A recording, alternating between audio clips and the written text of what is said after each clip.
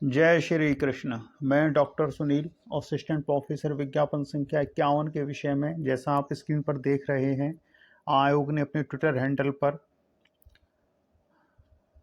प्रत्यावेदन लेने के लिए 3 अक्टूबर की डेट तय की है। 3 अक्टूबर तक नॉन सेलेक्टेड कैंडिडेट अपना प्रत्यावेदन भेज सकते हैं। एक बात ध्यान देने वाली है कि जब एक बार किसी संस्था आयोग द्वारा रिजल्ट जारी कर दिया जाता है, उसके पश्चात उस रिजल्ट में संशोधन या अन्य कोई कार्यवाही कोर्ट के आदेश के बाद ही संभव होती है। ये विचित्र आयोग है जिसमें छात्र कोर्ट गए हुए हैं, मामला न्यायालय में विचाराधीन है। अब इन्होंने प्रत्यावेदन लेने के लिए ईमेल अकाउंट जारी कर दिया है। कोर्ट जाने की आवश्यकता क्यों पड़ी? ये काम आप पहले कर लेते, और अब आपको जो कुछ करना है वो करने के लिए आप स्वतंत्र ही नहीं हो, वो कोर्ट के आदेश के अधीन होगा। पता नहीं कौन सी प्रक्रिया चल रही है। अब इनको इंटरव्यू लेना चाहिए और कोर्ट के आदेश के अधीन जो कार्रवाई होनी है वो कार्रवाई होगी। अब ये प्रत्यावेदन लेंगे। प्रत्यावेदन तो ये जो इन्होंने उत्तर कुंजी जारी की थी टेंटेटिव आंसर की, उस समय भी तो इन्होंने आपत्तियां ली थी उत्तर कुंजी पर।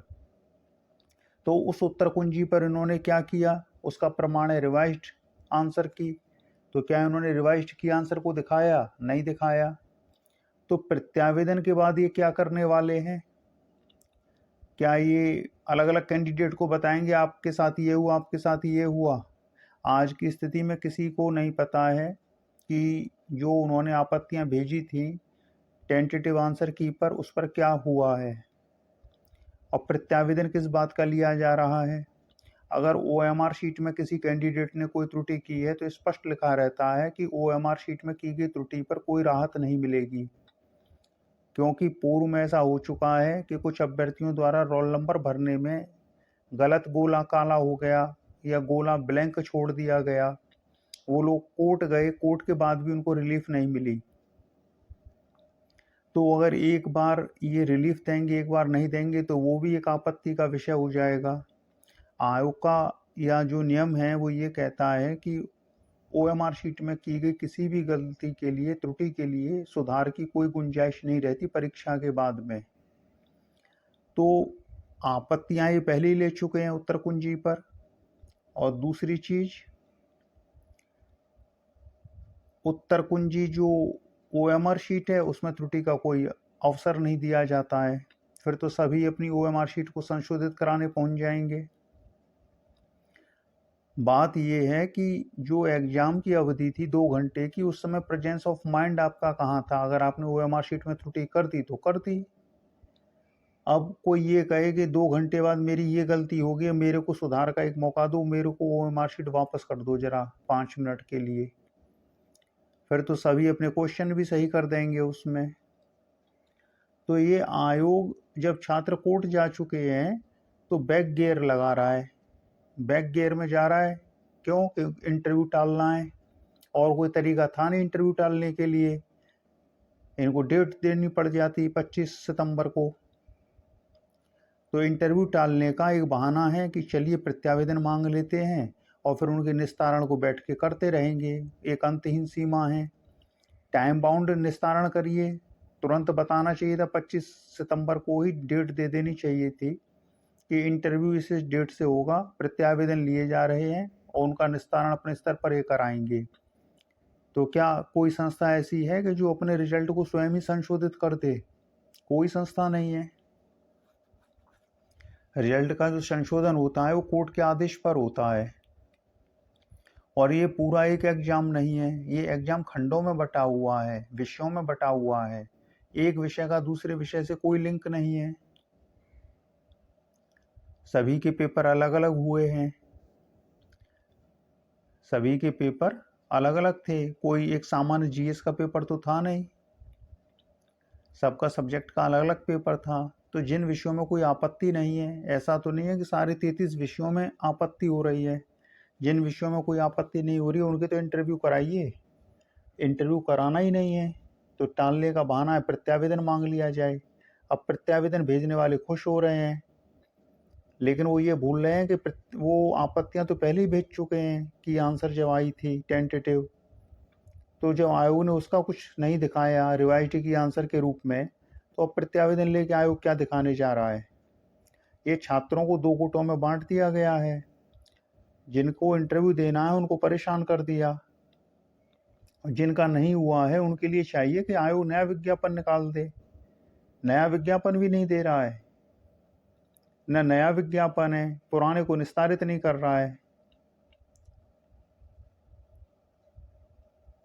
अब जरा हमारा आपसे ये कहना है कि आप जो भी हमारे यूट्यूब पर वीडियो देखते हैं, वहाँ कमेंट करते हैं, जरा आयोग के ट्विटर हैंडल पर आकर अपनी बात कहिए। आयोग को पता तो चले आप आक्रोशित हैं आयोग की कार्यप्रणाली से। और यहाँ पे मुख्यमंत्री को, मुख्यमंत्री कार्यालय को, राष्ट्रपति भवन को, पीएमओ को, मोदी, अमित शाह को, योगी को, डॉक्टर मोहन भागवत जी, आरएसएस, बीजेपी, चेक करिए और कहिए इस हिसाब से 27 में वापसी नहीं हो पाएगी। लोग सरकार बदलते हैं सुविधा के लिए, हित के लिए। युवाओं का कौन सा हित हुआ इस सरकार में? भर्ती ही नहीं हो रही है। शिक्षा सेवा चयन आयोग बना दिया गया है, एक एग्जाम नहीं करा पाया शिक्षा सेवा चयन आयोग, और जो एग्जाम हुआ है उसमें इंटरव्यू नहीं ले रहा है। जो सिलेक्टेड कैंडिडेट हैं इंटरव्यू के लिए, जो पात्र हैं, एलिजिबल हैं, अगर आपकी सिलेक्शन के बाद 1 महीने की सैलरी रोक दी जाए, कितना परेशान हो जाओगे। और यहाँ 3 साल की सैलरी चली गई पूरी, और अभी भी हर महीने की सैलरी जा रही है, कितना नुकसान हो रहा है। सीनियरिटी पर फर्क पड़ेगा, प्रमोशन पर फर्क पड़ेगा, सब चीज़ों पर फर्क पड़ जाएगा। रिजल्ट ही नहीं निकल रहा है। अभी 51 का समापन होगा, 52 विज्ञापन आ जाएगा, तो दोनों एक इक्वल हो गए, 51-52 वाले। जबकि अगर 51 का समय से निस्तारण हो जाता तो ये 3 साल सीनियर हो जाते 52 वालों से। तो यहाँ आइए ट्विटर हैंडल पर आयोग के जरा देख लीजिए, यहाँ भी लोग कुछ लिख रहे हैं। हे आयोग, आप इतना ईमानदारी दिखा रहे हैं तो प्लीज एक ऑब्जेक्शन लेने की जगह हमारा रिवाइज्ड आंसर की दिखा दो, इसमें कोई प्रॉब्लम नहीं होनी चाहिए, ये लिखा है किसी ने।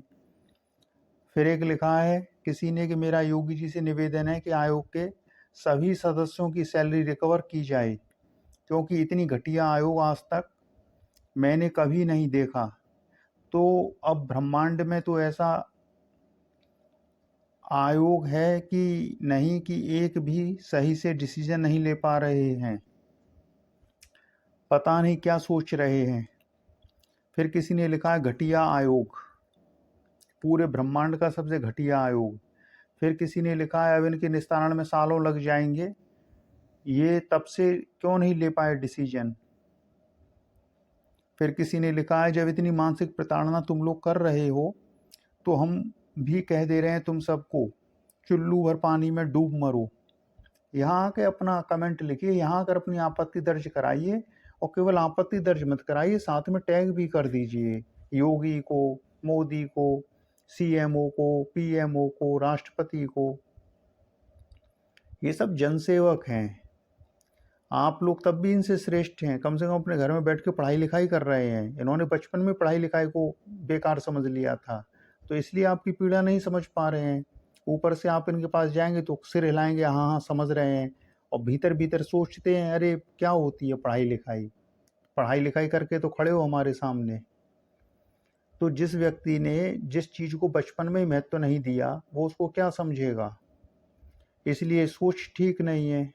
पढ़ा लिखा मतदाता है, अनपढ़ नेता को वोट दे रहा है, वो सरकार बन गया है, इसलिए उसको पढ़े लिखे लोगों की समस्याओं से कोई लेना देना नहीं है। केवल कपट जाल फेंकते हैं, वोट हड़पते हैं। अब इनको ये दिखाई नहीं पड़ रहा है कि रिजल्ट आ चुका है, भर्ती 3 साल 4 महीना लेट चल रही है, इंटरव्यू करा लिया जाए। अब ये प्रत्यावेदन मांग रहे हैं, रिवाइज्ड की आंसर क्यों नहीं दिखा देते हो, सारी समस्याएं हल हो जाएंगी। प्रत्यावेदन तो पहले ही ले चुके हो, अभी प्रत्यावेदन ले रहे होंगे ओएमआर शीट का, और ओएमआर शीट पे भी हाई कोर्ट के आदेश पर कुछ नहीं हुआ है पहले, तो ये कैसे उसको करेंगे। तो ये अनुभव की कमी है। कोई आईएएस अधिकारी जो सीनियर आईएएस होता वो अध्यक्ष बनाया जाता तो ये आयोग काम कर रहा होता। हमारा ये कहना है कि आयोग को कम से कम इंटरव्यू शेड्यूल जारी कर देना चाहिए था, क्योंकि आयोग को पता तो होगा कि उसको प्रत्यावेदन कितने दिन में निस्तारित करने हैं। 3 तारीख को प्रत्यावेदन की लास्ट डेट इन्होंने लगाई है। तो जैसे और भी है नीचे, आप इसमें पढ़ लेना, आके यहाँ भी आप आपत्ति दर्ज कराइए। वहाँ फेसबुक पे लिखने से कुछ नहीं हो रहा है, यहाँ पर आकर लिखिए। तो आपत्ति तो पहले ही दर्ज करा चुके हैं लड़के लड़कियाँ छात्र छात्राएं। तो इन्होंने जब रिवाइज्ड की आंसर नहीं दिखाया तो क्या पता चला इन्होंने क्या किया है और किस चीज़ का प्रत्यावेदन है। अरे 7-8 दिन बाद का इंटरव्यू शेड्यूल जारी कर देते, पता तो रहता कि इंटरव्यू कब से स्टार्ट हो रहे हैं। तो चलिए, हमारा यही कहना है कि आयोग के ट्विटर हैंडल पर आइए, फॉलो वॉलो करने की ज़रूरत नहीं है। आप लोग इनको फॉलो कर लेते हो, फॉलो उनको करो जो फॉलो करने लायक हों। आप फॉलोवर बढ़ा रहे हो, इनको फॉलो उस व्यक्ति को करो जो अच्छा व्यक्ति है। यहाँ तो कमेंट करिए और आपके भीतर जो आक्रोश है उसको बताइए कि आपकी ये बात ठीक नहीं, ये बात गलत है। लड़के कोर्ट चले गए हैं, उसके बाद ये प्रत्यावेदन ले रहे हैं। पहले ही ले लेते वो कोर्ट क्यों जाते? और जब मामला एक बार न्यायिक प्रक्रिया में आ गया और जब जज भी कह रहे हैं, जस्टिस मुनीर भी कह रहे हैं कि हमारी याचिका के अधीन होगा, बात वहाँ स्टार्ट हो चुकी है, अब ये प्रत्यावेदन ले रहे हैं। ये इंटरव्यू टालने का एक षड्यंत्र है, क्योंकि ये इंटरव्यू शेड्यूल जारी कर सकते थे। इनको पता ही नहीं इंटरव्यू लेना कब है। नहीं तो जो डेट दी है इन्होंने उस पर कोर्ट ने कोई रोक तो लगाई नहीं है। कोर्ट ने रोक नहीं लगाई है, ये इंटरव्यू ले नहीं रहे हैं। कोर्ट ने रोक लगा दी होती तो समझ में भी आता।